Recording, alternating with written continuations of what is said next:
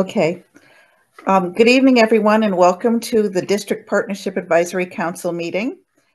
I'm Yvonne Pulaski, and I usually co-chair this with Sean McKenna, the superintendent, but tonight I have the pleasure of co-hosting, well, try hosting, with Glenn Labossiere and Jessica Gillespie. And with no further ado, I will hand the presentation over to them. All right. Good evening, everyone. I'm here for Sean tonight. Sean's off celebrating Jenna Mata, our Teacher of the Year, being recognized at the state level tonight. So that's why Sean is not here.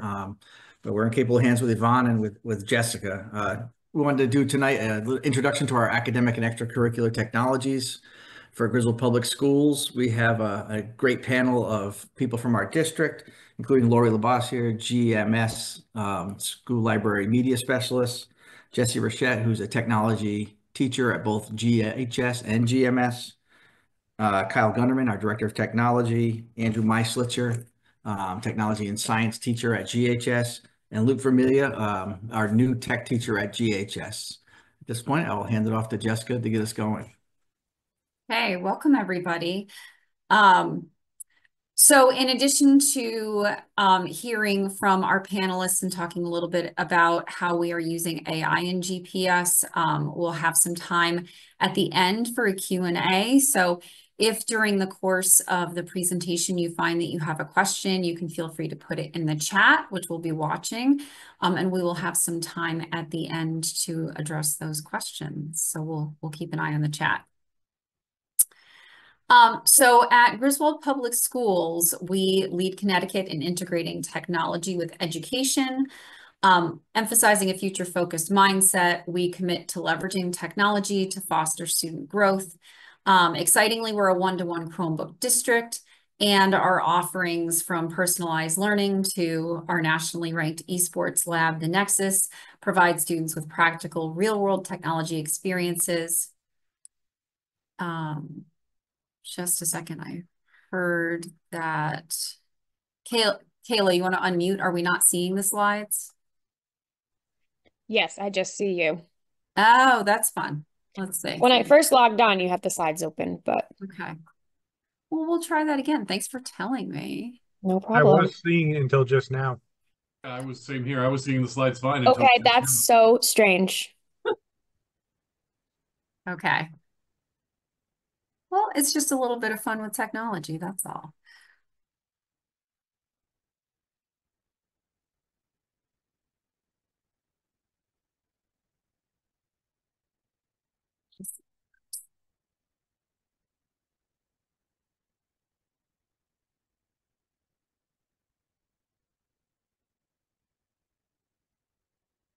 Okay, can everybody see them?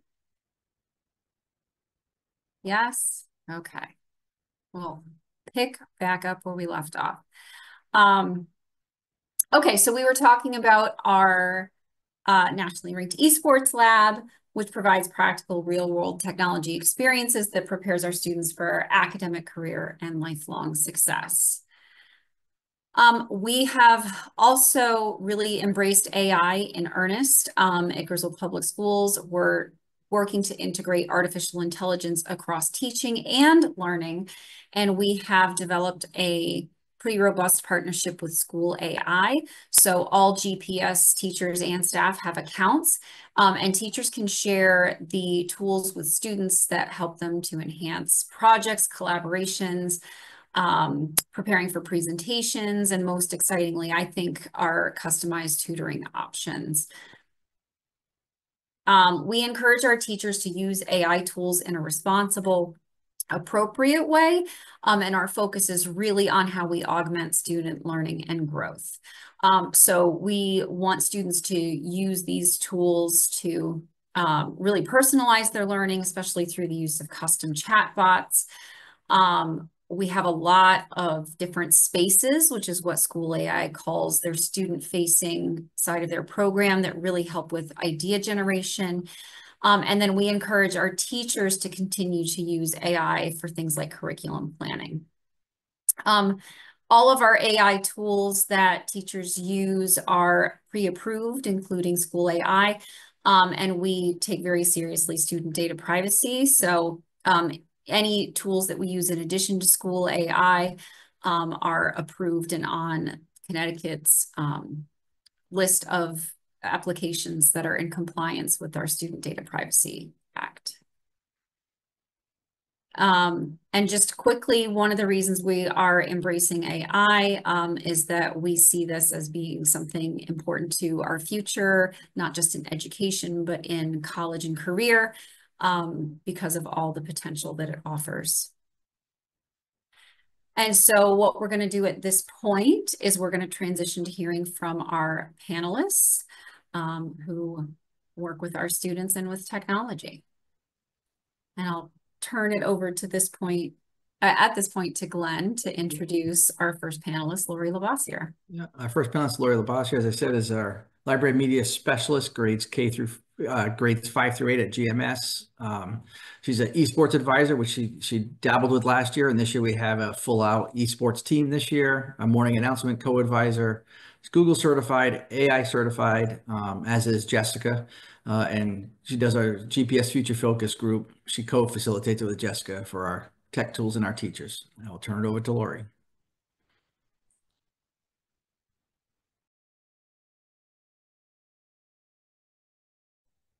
Okay, let's unmute. So our Learning Commons in the middle school was remodeled in 2021 when I moved over to the middle school, and it's much more modernized now and a Learning Commons instead of just a library.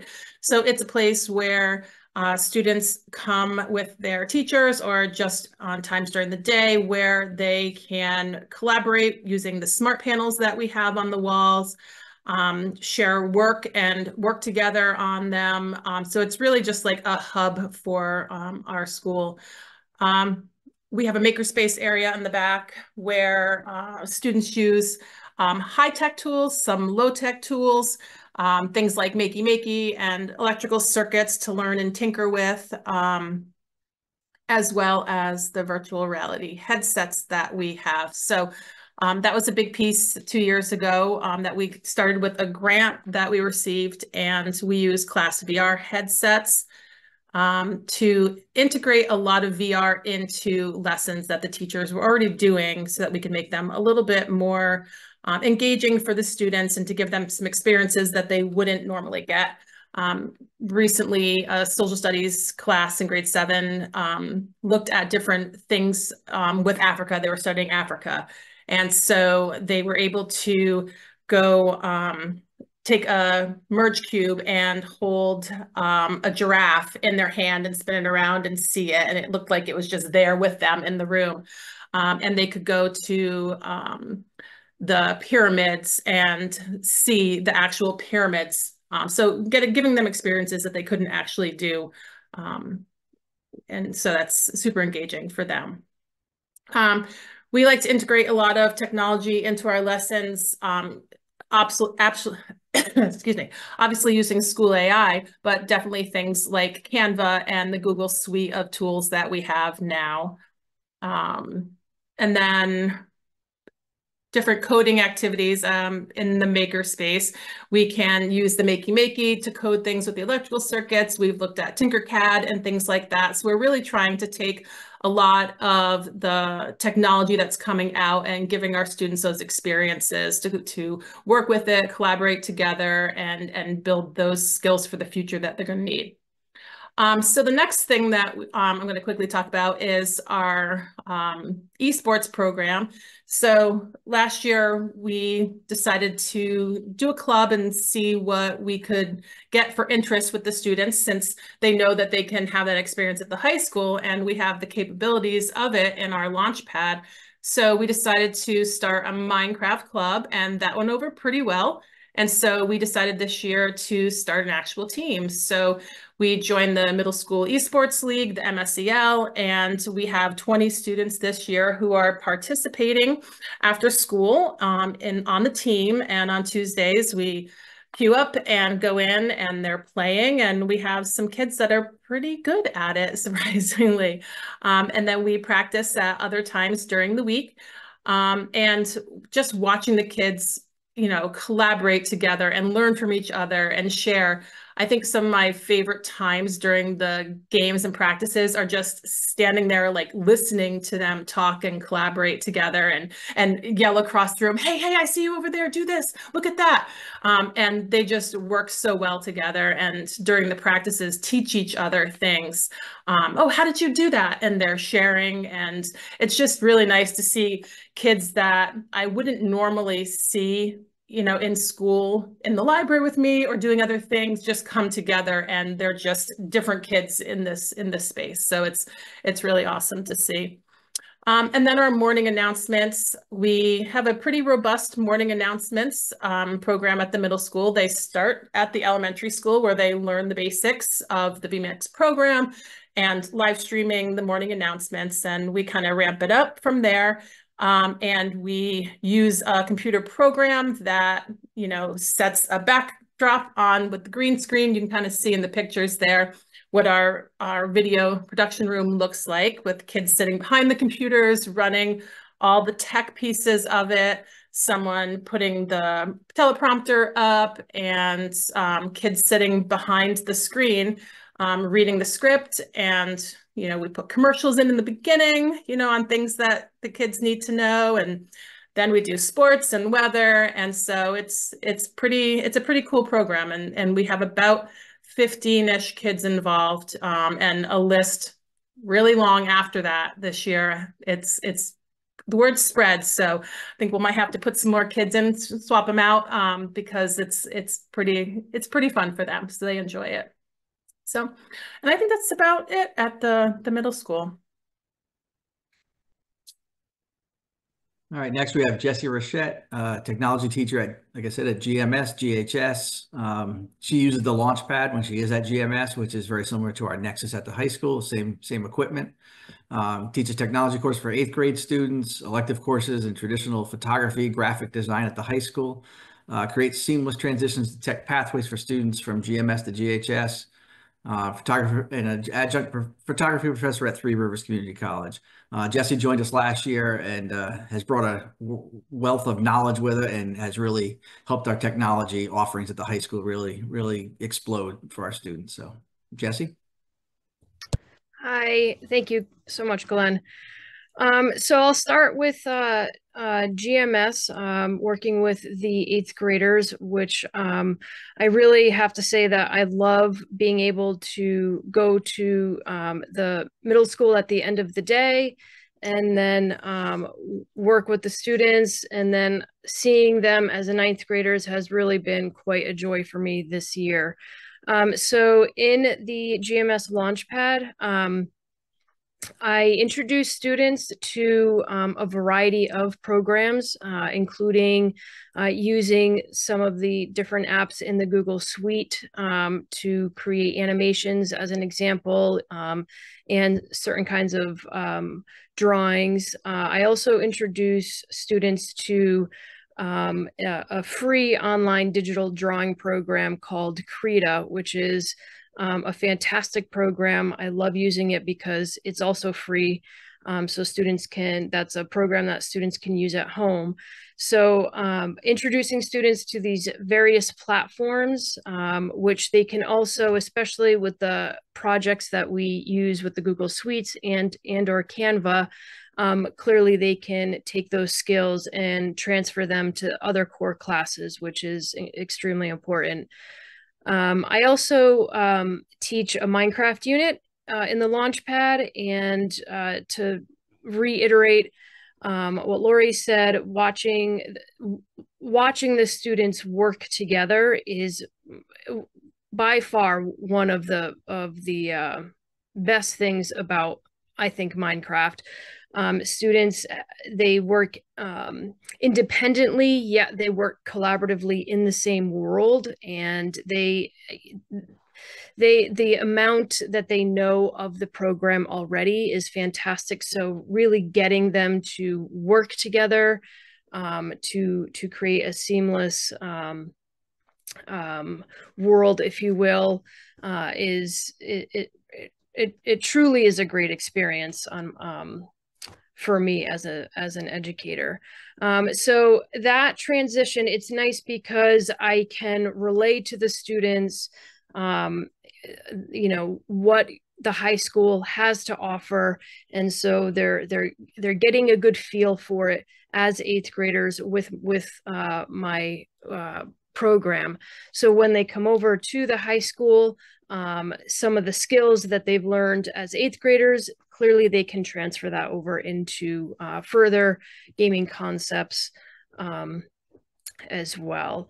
Not only that, so at the high school, I do teach digital photography 1 and 2, and graphic design, also traditional photography. We have a brand new computer lab down in the print shop photo lab area. And we use industry standard software, the Adobe Suite. So students are able to get introduced to using Adobe Illustrator, Adobe Photoshop. And this year I'm beginning to introduce Adobe Lightroom as the industry standard program that photographers mainly use.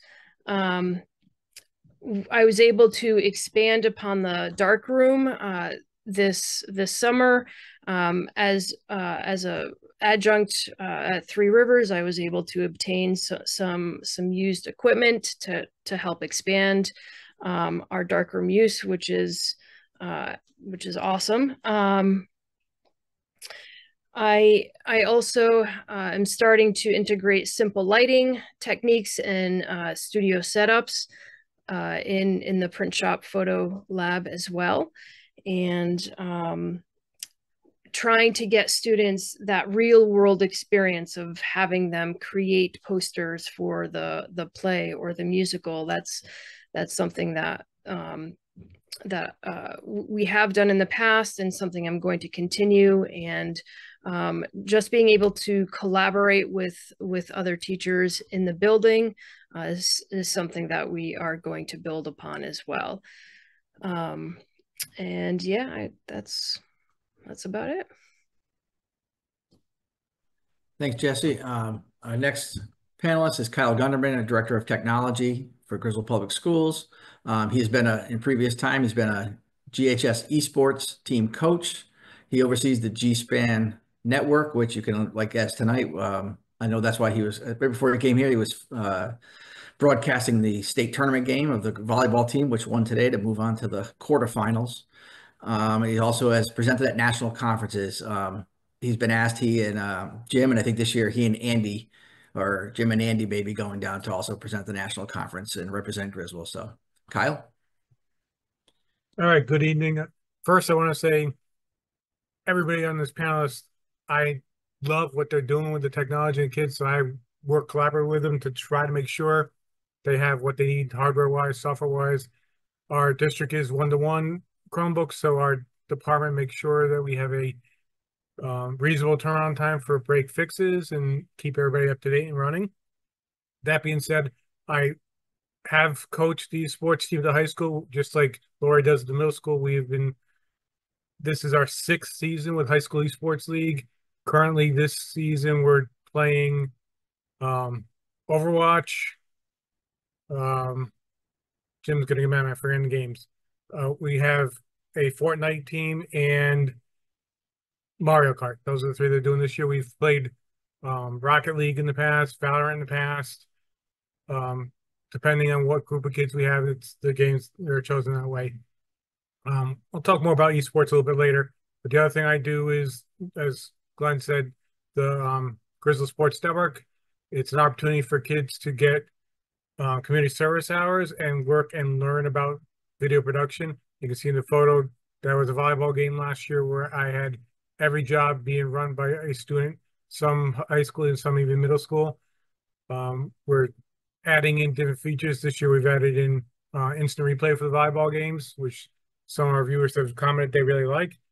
I'm working a little bit with Andy about learning how to do Unreal Engine to be able to pull in potentially some augmented reality into the video streams. So look for that coming forward. For now, that's about it.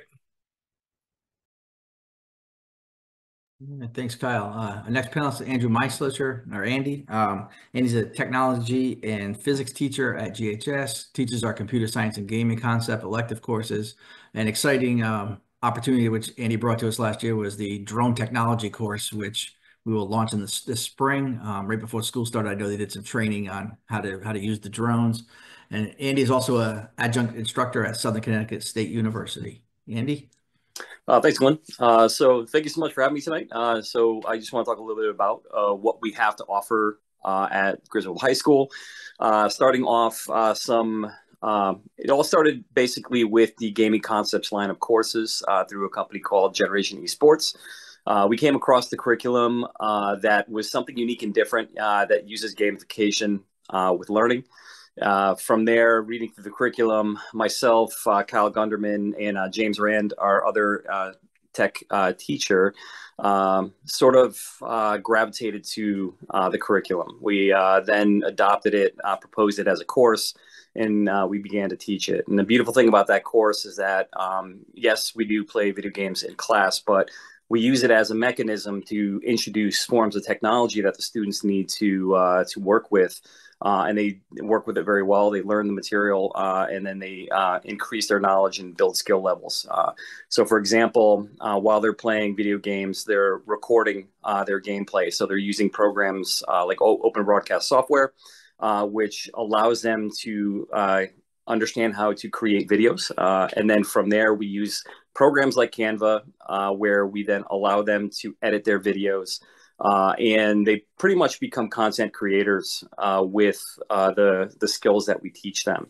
That is a semester-based course. And so from there, the course continues on with Gaming Concepts 2, where they learn higher forms, animation, video editing, graphics, and et cetera, which then ends with coding and networking and hardware components of computer software systems. From that then goes up to Gaming Concepts 3, which we teach all about game design, and then we introduce artificial intelligence within that class as well. So what we're trying to do from that line of classes, as well as from the other classes that we offer, is to really teach them serious skills that they can then take and apply as they move forward within college, if that's the path they choose, or into the workforce as well. Certain programs like animation, the course animation, we use Maya. Maya is an industry-level platform animation software. Companies like Walt Disney, Electronic Arts, which is a major video game production studio, Industrial Light and Magic, Star Wars, and DreamWorks. All these companies either currently use or have used in the past the Maya animation platform. So we're teaching them industry-level information and skill sets there. We have also our computer programming umbrella, which will cover 2 courses of computer programming.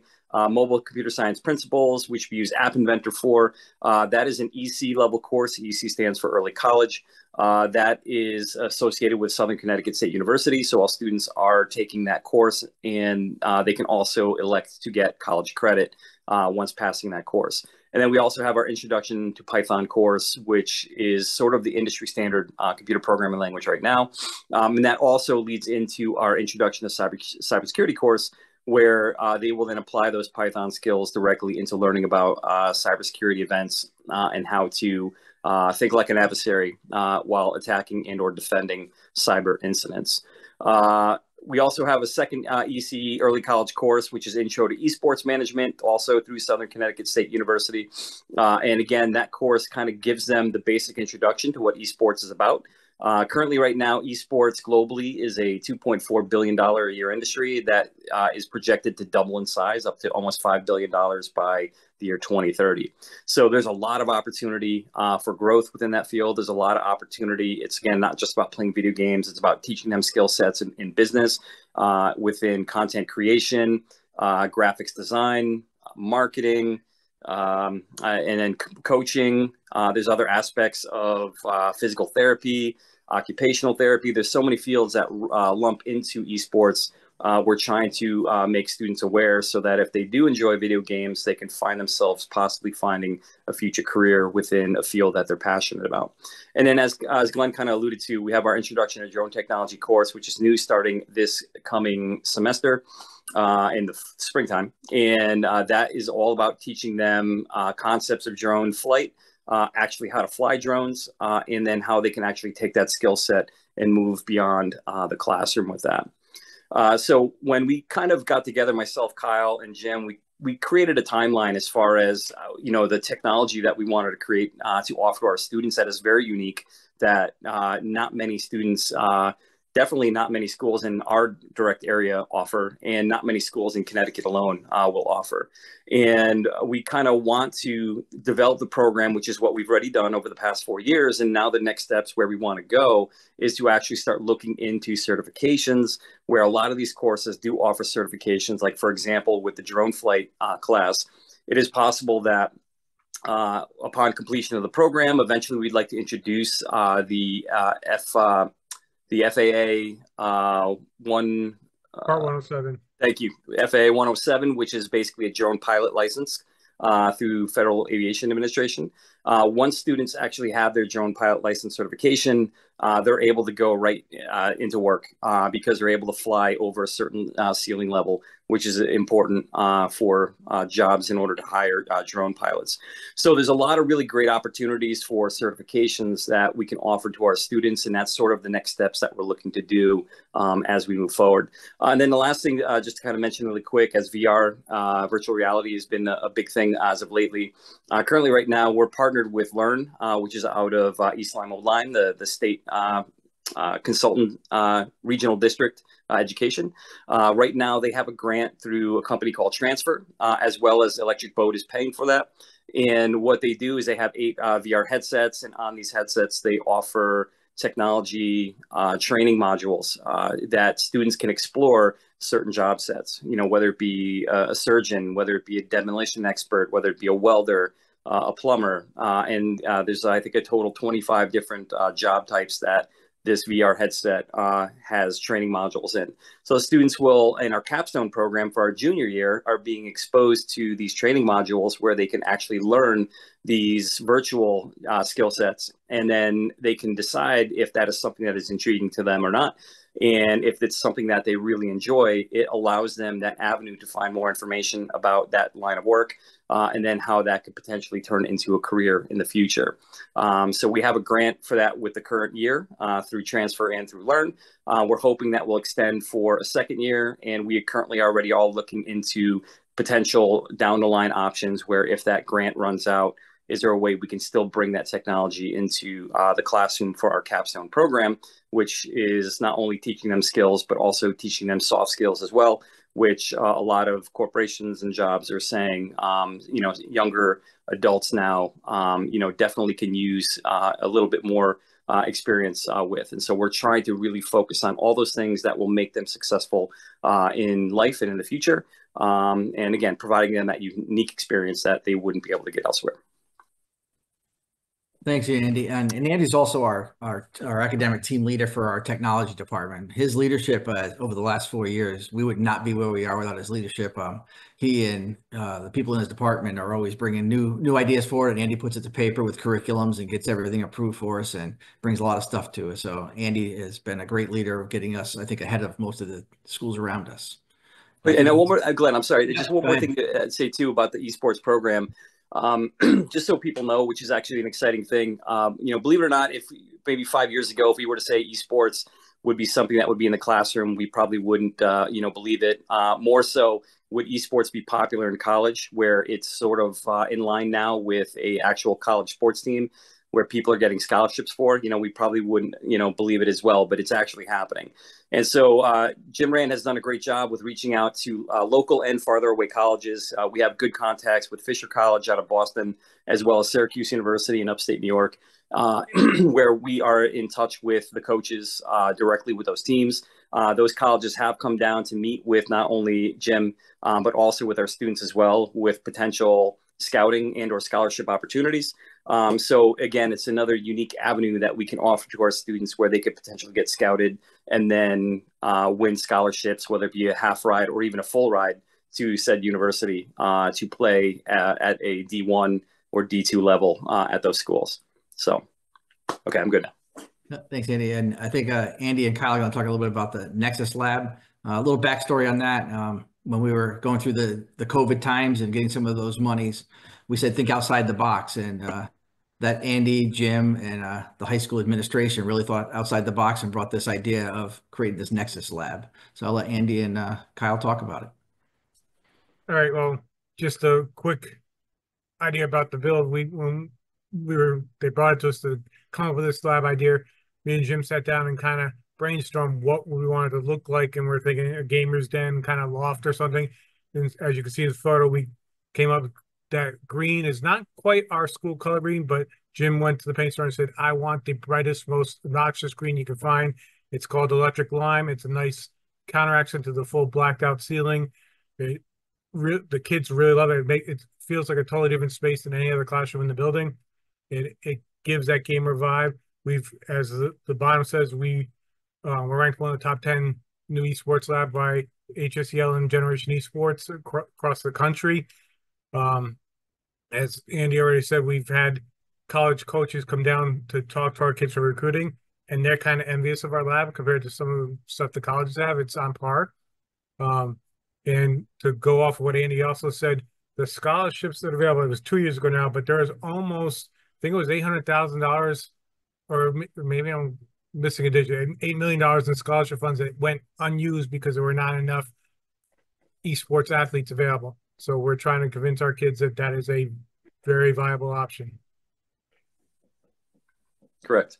And the nice thing is, with what we got, with the plans of rolling out more classes and the certification programs, we've sort of half built, and we're in the slow process of completing it, but having a second advanced tech lab that we could expand our classes into, that we can offer. So the picture that you see in front of you, the esports lab, is focused more on the gaming concepts courses, as well as digital design, animation. And the other advanced tech lab is more focused on the Unreal Engine, which is the video game development. Unreal Engine is a platform that's created by Epic Games, and it's sort of an industry standard game engine that many current large build platforms will actually use. So if students become well versed in learning how to use that platform to develop games, it can lead directly into potential job opportunities for them. And so a lot of the game builds, the cybersecurity, the computer programming courses, and all the intro to esports, the bookwork course, is all offered in our second lab. And then with the hopes maybe within the next 5 years to build a third and final lab, which we can then offer a lot of hands-on work, whether it be engineering type courses, bioengineering, A+ hardware classes, everything that has a certification behind it, potential VR classes as well. And then there's a potential of a artificial intelligence-based class that with Generation Esports, who we use our gaming concepts line with, they're in the works of building, which is going to be in conjunction with Google, that could potentially lead to a Google certification for students as well upon completion of the program. So there's a lot of cool stuff that's going to be coming down the pipe, and hopefully we can roll that out and get that going. One last thought, just so people know, the after school esports team, that is a varsity sport. So the students actually earn varsity letters, and we've had a number over the last 4 years that were kind of shocked that they were getting a varsity letter. They didn't think it was anything that was possible for them in high school. And you can see in the bottom photo, we actually are part of the fall pep rally with our team, and it was just a very cool experience for some of these kids. Yeah, I lost my train of thought, so that's it. Thanks, Kyle and Andy. And our next panelist, Lou Vermilia. He came to us this year as we had a longtime teacher retire from the technology department, and that was one of our biggest angst going into the hiring season, was how do you find a technology teacher, because there's not many around, and especially of great quality. So we recruited Luke. We were able to get him out of Central Connecticut. I think we hired him right before his graduation weekend. He's going to be teaching our construction courses, our CAD, our manufacturing, the youth manufacturing pipeline, which has been very successful for our students. Luke is continuing that on. He's taking on some new ideas with some different companies in the area for our students' opportunities. And he's also working with other members of the faculty and staff and getting involved in many projects. Luke? Yeah, thank you. Yeah, I teach a variety of different classes. So I teach Wood Tech 1 and 2, where we go over a variety of different hand tools, power tools, measuring skills, finishing, all of those, traditional woodshop skills, as well as moving into more modern skills like using CNC computer operated machinery, laser engravers. I teach CAD 1 and 2 as well. So in CAD, we use a program called Fusion, where we use both CAD and CAM, so computer aided design as well as computer aided manufacturing, all out of one program. So we can program our 3D printers, our CNC machines. We have a laser engraver that we use as well.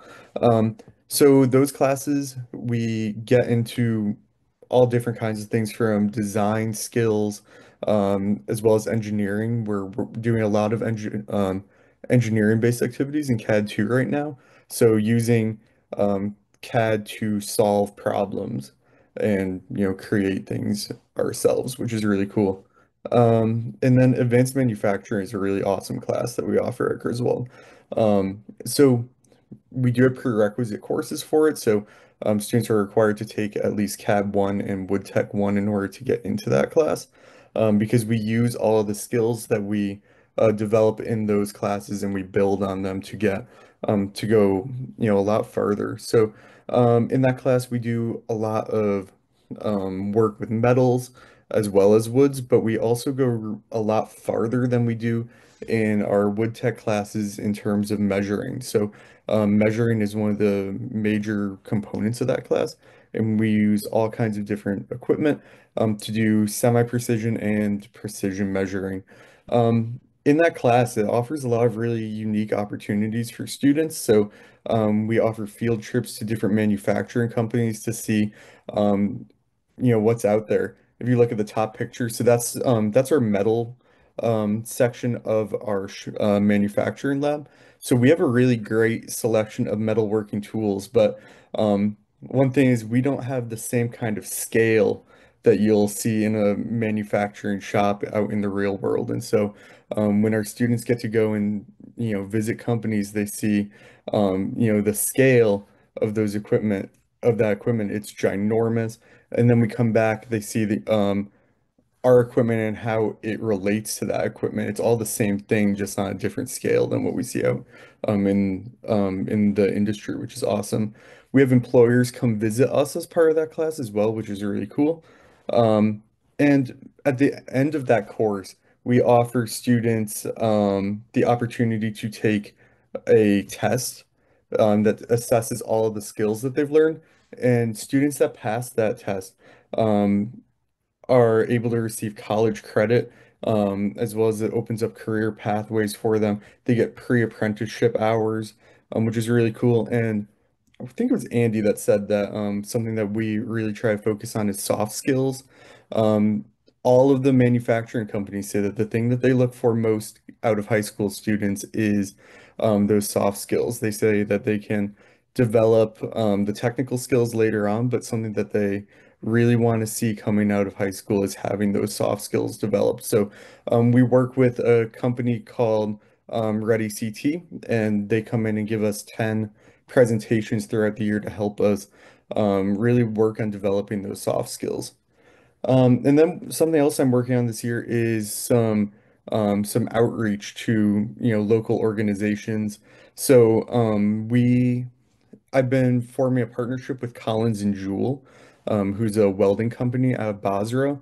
So just a couple weeks ago, Collins and Jewell came in to give a presentation to our students about career opportunities in manufacturing and some of the things that they look for students coming out of high school, as well as why students might want to pursue a career in manufacturing.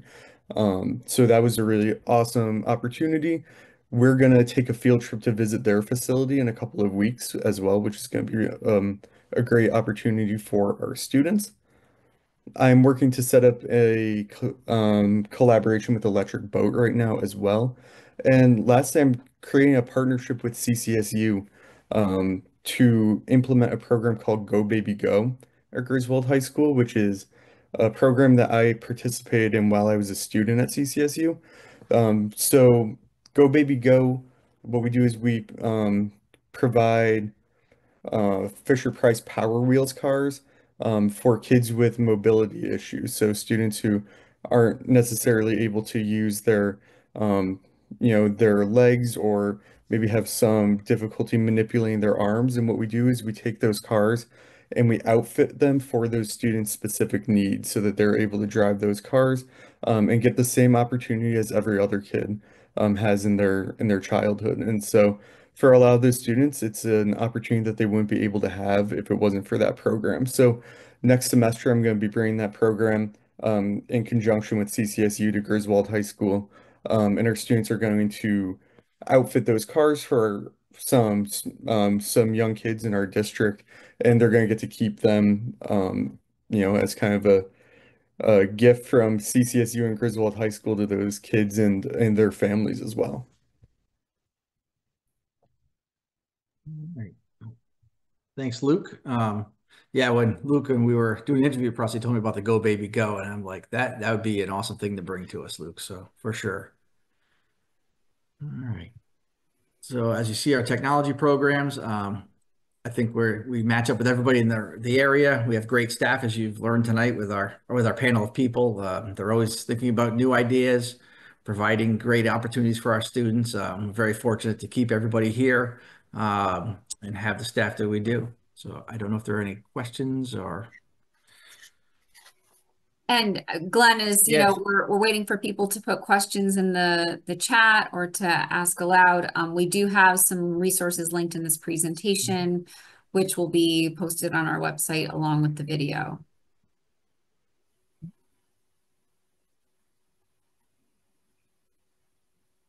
Okay. At this point, are there any questions?